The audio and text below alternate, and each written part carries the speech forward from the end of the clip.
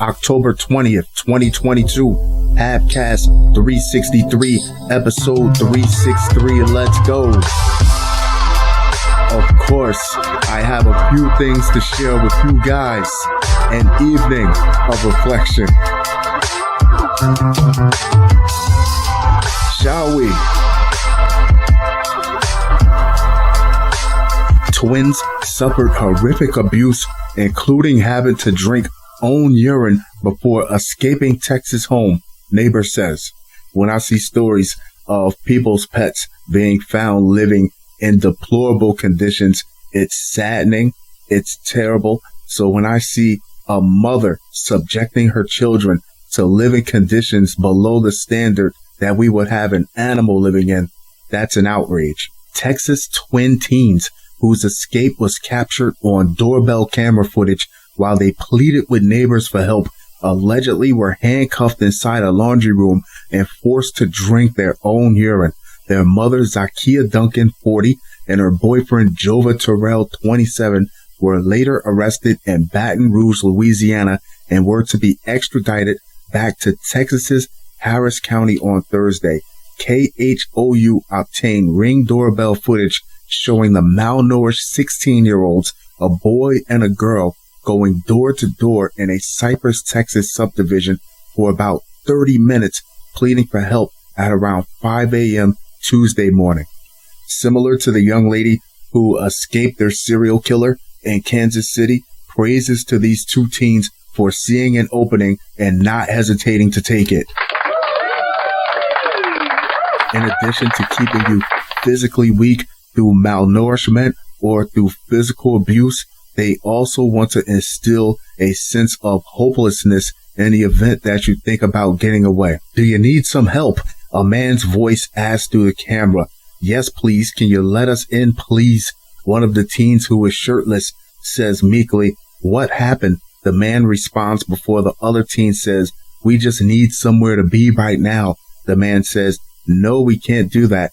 Unsure of the circumstances, most neighbors turn the teens away before one woman, a single mother at home with her daughter, lets them inside. I cannot begin to imagine the terror that must have been going through these two teens' heads while they were going door to door and couldn't find any help, not knowing if their mother and her boyfriend was going to pull up on them at some point and recapture them. I just knew they were kids right away, so I quickly opened the door. The woman told the outlet. I told them to come in, and I quickly shut the door and I locked it. They were so skinny and so frail. They just looked like they had been through a lot, she added. The doorbell camera showed one of the teens taking out the handcuffs to show the woman. I sat them down. I bought them blankets, covered them up, and the first thing the little boy said, we're starving. The woman said the little girl was here standing, and she was visibly shaking and showing me her handcuffs, saying, we just broke out of these. Big thanks to that lady who picked up on the vibe and got those kids off the streets. And just didn't turn their back or turn their door camera off. They told me that their mom kept them locked in a laundry room, naked, zip-tied from the ankles, and handcuffed from the wrists. The woman who declined to be shown on camera said, they said we would pee and poop on themselves, and they said when we needed to bathe, the mom would let them use the dirty mop water to bathe. They didn't get a bath, they got dirty mop water. Now that we have the how, the very disgusting, very disturbing how, I need to know the why. At 16 years old, these kids can pretty much take care of themselves. At 18, they'll be old enough to move out. What were they in the way of her doing that they had to be confined and treated in such a way? How can a mother do this to their kids? The woman said, no child deserves this. Graphic photos showed their bodies covered in bruising, cuts, and scars. A source told KHOU that the teens told investigators that they were also not allowed to use a toilet, were forced to drink their own urine, and lived surrounded by feces in a laundry room. The outlet said they were both malnourished, and the boy had at least one fractured bone that had healed. Trying to reinforce that sense of hopelessness by beating someone who was clearly too weak to fight back. Neighbors said the family had moved into the Houston area subdivision just 2 weeks ago. 2 weeks ago, deputies went to the home but found Duncan and Terrell had fled with 5 other children, ages 8 to 14, so an Amber Alert was issued. The couple was arrested in Louisiana with just 1 child with them. The others were later located at a relative's home. All 7 kids were placed in Child Protective Services custody. Next up. Custodian arrested in Houston. There's a lot going on in that Houston area after allegedly urinating in woman's water bottle, giving her STD. I understand when you have sex with your partner, you're having sex with your partner's partners, but who would have thought you would have to get checked just for keeping yourself hydrated? It makes you think. A custodian at a Houston medical office was arrested after allegedly giving a coworker a sexual transmitted disease by urinating in her water bottle. When most guys want to make an impression on a woman, they think I'll leave her a card, I'll get her edible arrangements, I'll get her flowers. No, not this guy. I want to give her something that she'll always remember me by, a disease. Lucio Catarino Diaz is charged with aggravated assault, according to court documents. After the woman made the accusations against Diaz, 11 other victims have come forward and are being tested for STDs. The woman told investigators with the Houston Police Department that she began bringing a water bottle to work every day after purchasing a bottle from a dispenser at the office in August that smelled and tasted funny. What is that? She said she will leave the bottle in her office for the next day if she didn't finish it during her shift. Oh, people are so weird nowadays. Even in your own office, you would have to treat that water like you would treat an unattended drink at the bar. Just dump it out. After a few days of drinking out of a bottle from home, she noticed that the bottle also started to smell gross, but could not figure out what it was. Ew. In September, you keep drinking until you figure it out, or do you stop drinking altogether? And it's not her fault. It's this guy. In September, a coworker offered to make the victim coffee, but she asked that they use water from her bottle instead of one from the dispenser because of the smell. Her coworker looked into her bottle and asked why it was yellow. Oh, I felt disgusted. The victim told KHOU 11, I raised it to my face, smelled it, and it smelled like urine.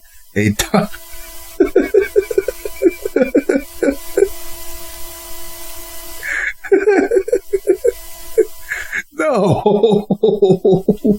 A doctor the victim worked for performed a urinalysis and confirmed it was in fact urine. The doctor said the custodian was likely responsible. The victim then told some other coworkers what had happened, and one of them explained that they had experienced the same thing. This sounds like a situation where, for fear of embarrassment, nobody wanted to come forward first and say anything. They could have got this guy out of there. The woman set up a camera in her office in the hopes of catching the suspect. Diaz was then caught on tape entering her office and rubbing his genitals on her water bottle. Just caught him in the throes of passion. She alerted the police of the incident the next day and handed over the footage and 2 water bottles. Diaz confessed to the accusations when questioned by the police. Do you know, in the jungle, if a gorilla caught you rubbing your genitals on his favorite tree to scratch his back on, he would probably snap your damn neck? Oh, the utmost disrespect. He told police he did it out of malicious intent. Just with an angry face, furiously rubbing yourself on somebody else's water bottle, and that it was a sickness. He also admitted to doing something similar at a previous job. Women hide your water, water hide your bottles. Diaz said he could not recall the number of times he had done this and that he was not aware he had any diseases. Ew.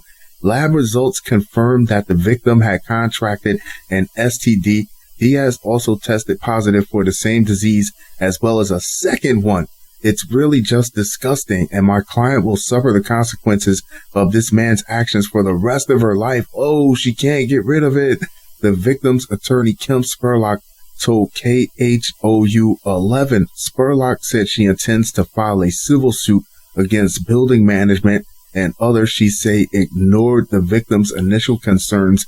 It remains unclear if any of the victims have tested positive for an STD. Diaz is being held on an immigration hold. I would definitely vote to have that man castrated. I don't even know if we do that in America. Next up. Washington State woman buried alive by a strange husband escapes shallow grave. Because what would this show be without a little bit of romance? So I bring you this story of literal undying love.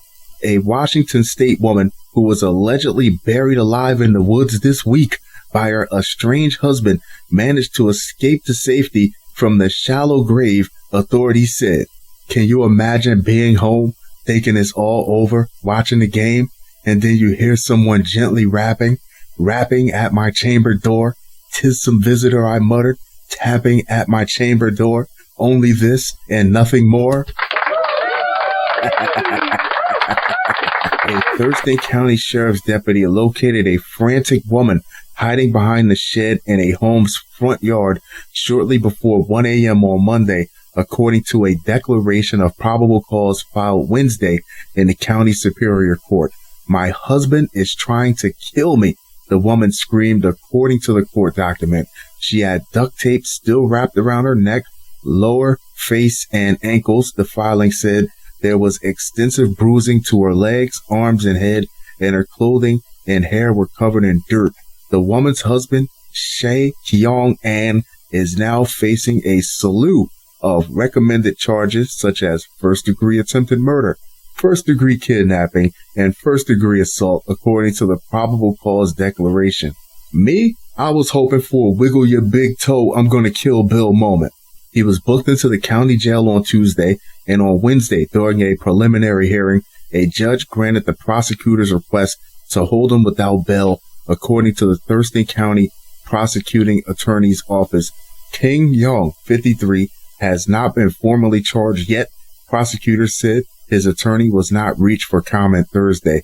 Police in Lacey, about 60 miles southwest of Seattle, responded Sunday afternoon to the woman's home after receiving a 911 call of a woman screaming who sounded gagged, according to the probable cause document. The woman later told police she was attacked in her home after talking to her husband about their ongoing divorce and money. Time and time and time again, have you learned nothing from Dateline? If you're going through a nasty divorce and all of a sudden your wife comes up missing, guess who's going to jail?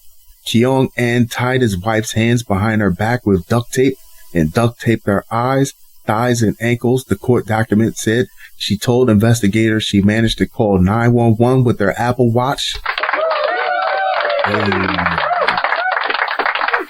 and sent an emergency notification when he left the bedroom. He dragged her into the garage and broke her Apple Watch with a hammer. Too late now, the report said.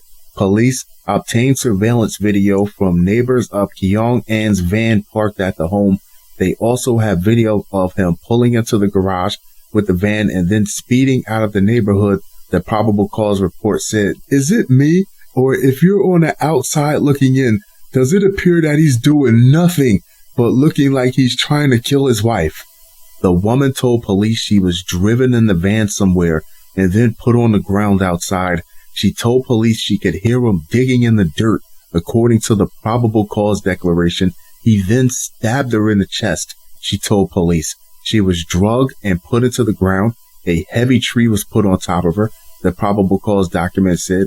After being put into the ground, she could hear her husband walking around the hole and dirt being put on top of her. This is terrifying. The woman told being buried alive is a lot of people's worst fears. The woman told police she struggled to breathe inside the hole and managed to keep the dirt off her face by squirming around smart. She guessed she was inside the shallow grave for hours, according to the court document. Poor thing. He just knew she was going to take him for everything. Even in the worst of situations, she's still 10 times smarter than he is. When it got dark, the woman told police she managed to wiggle free from the duct tape. Once she got the tape off her eyes, she could see the van's windows steaming and a light inside. That's when she ran for about 30 minutes until she found the home. Someone at the home called 911. The court document said the woman told investigators her husband had threatened to kill her before. He's not about that life. He's clearly not about that life. She said he had told her he would rather kill her than give her his retirement money. The probable cause report said, I bet you he would willingly hand over every nickel of that retirement money in exchange for where he's going now. Investigators were able to find the shallow grave the woman described on the edge of a clearing by an access road with limbs and down trees, the report said. The hole appeared to be freshly dug. Outside the hole was a piece of duct tape, the report said. Fun show. Fun show. Fun show. That being said, I'm going to wrap this one up, but I'll be sure to talk to you guys very, very soon. Adios.